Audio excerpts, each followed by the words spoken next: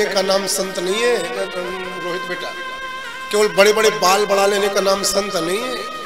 केवल बड़ी बड़ी दाढ़ी बढ़ा लेने का नाम संत नहीं है। केवल लकड़ी की खड़ाओं पर चलने का नाम संत नहीं है। केवल हाथ में चिमटा और कमंडल लेकर के चलने का नाम संत नहीं है। केवल माला पकड़ करके ये एक एक मोती घुमा लेने का नाम संत नहीं है। संत क्या, ये तो लाल कपड़े, ये पीले कपड़े, ये बड़ा चंदन लगा लेना, ये बड़ी जटाएं बढ़ा लेना, ये लकड़ी की खड़ाओं पर चलना, ये चिमटा चिमटा चिमटा कमंडल धारण करना, ये तो संत का भेष है।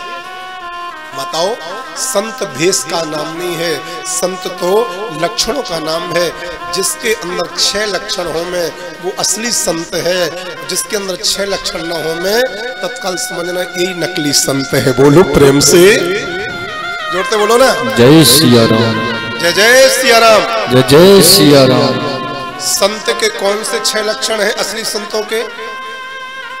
तितिक्षवः कारुणिकः, सुहृदा सर्वदेहिनां, अजात शत्रवा शांता, साधवा साधु भूषणः। बाबूजी, संत का पहला लक्षण है, संत के लिए आत्म संतुष्ट होना चाहिए। ताली बजनी चाहिए आपकी। कैसा होना चाहिए संत को? जोर से बोलो।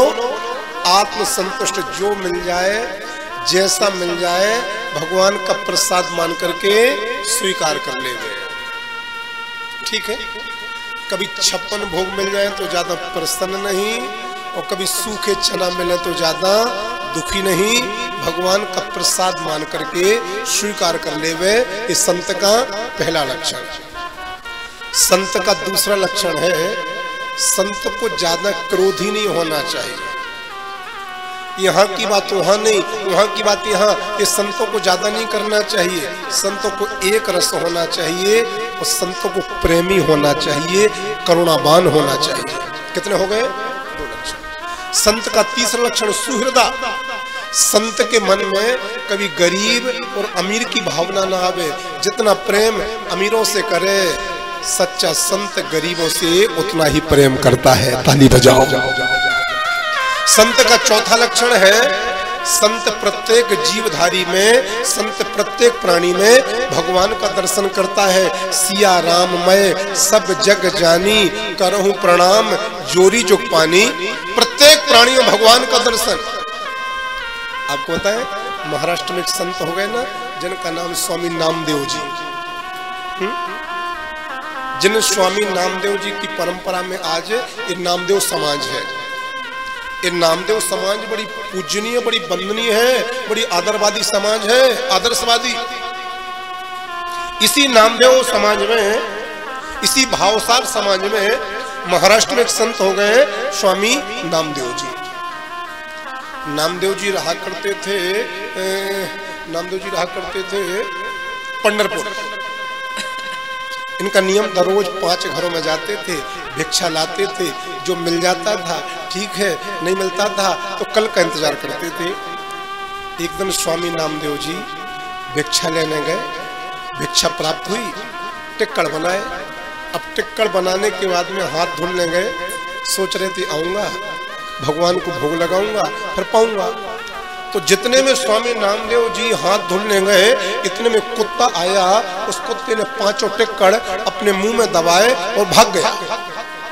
और आजकल की माताओं की रोटियां कोई कुत्ता लेके भागे तो माताओं का रिएक्शन देखो। पत्थर लेके भागेंगी, डंडा लेके भागेंगी, गालियां देंगी कुत्ता को। नामदेव जी उस कुत्ता के पीछे भागे तो, लेकिन डंडा लेके नहीं भागे, पत्थर लेकर नहीं भागे, घी की कटोरी लेके भागे। घी की कटोरी हाथ में ली, नामदेव जी भागते जा रहे। अरे नारायण, थोड़ा तो रुक जाओ, आज तो आप कुत्ता के रूप में दर्शन दे रहे हो, थोड़ा तो रुक जाओ। जो रोटियां आप ले गए हो अपना भोग लगाने के लिए, उन रोटी में घी नहीं लगा है, और बिना घी का भोग नहीं लगता है। थोड़ा तो रुक जाओ, पहले घी तो लगवा लो।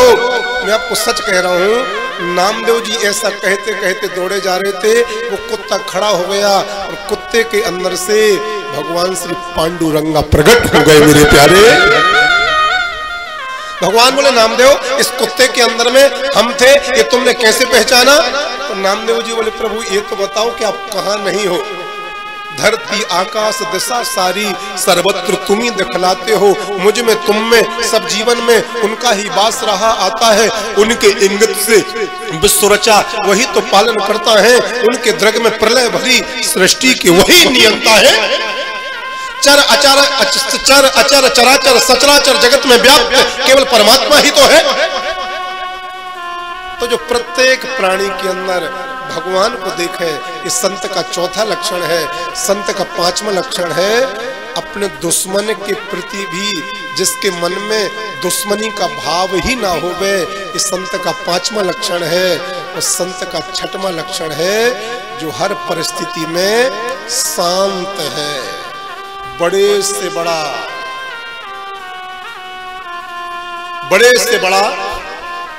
संकट आ जाए तब भी ना घबरावे, तब भी भगवान को ना छोड़े।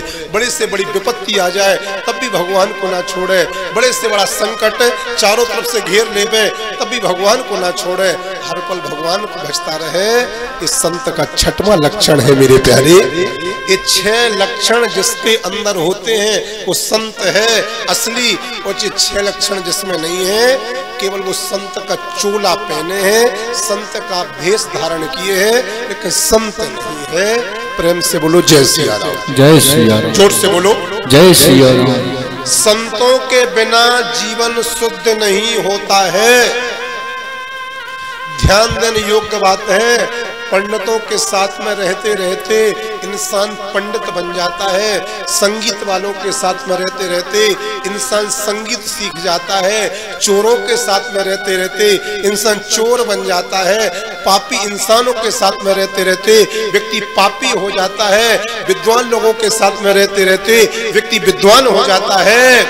यदि संतों के साथ में रहोगे तो एक ना एक दिन संत हो ही जाओगे मेरे प्यारे, हो ही जाओगे। और सच कहूं जिस दिन तुम संत हो जाओगे ये तुम्हारा जीवन अंतिम होगा, अर्थात तुम्हारा मोक्ष प्रारंभ होगा, अर्थात तुम्हारी मुक्ति प्रारंभ होगी, अर्थात तुम्हें भगवत प्राप्ति का सुनहरा शुभ स्वर्णिम अवसर अति निकट हो जाएगा।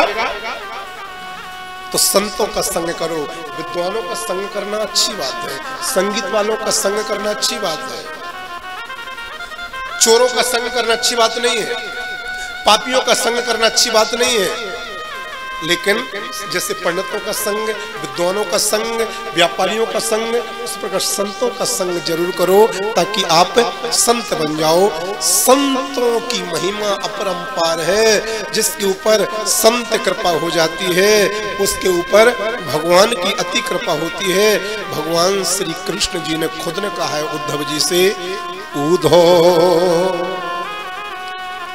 मोहि संत सदा अति प्यारे। ये भगवान की वाणी है, मेरी वाणी नहीं। हाथ जोड़ो। उद्धो मोहि संत सदा अति प्यारे, जिनकी महिमा वेद उचारे। मैं संतों के पीछे जाऊं जहां जहां संत सिधारे, संत चरण रज अंग लगाऊं, शोध घात हमारे। उद्धो मोहि संत सदा अति प्यारे। भगवान कहते उद्धव संतों की महिमा बहुत बड़ी है। हे उद्धव, जिसको संत दर्शन हो जाए उसको ये मानना चाहिए कि आज उसको भगवान के दर्शन हो गए, भगवान के दर्शन हो गए।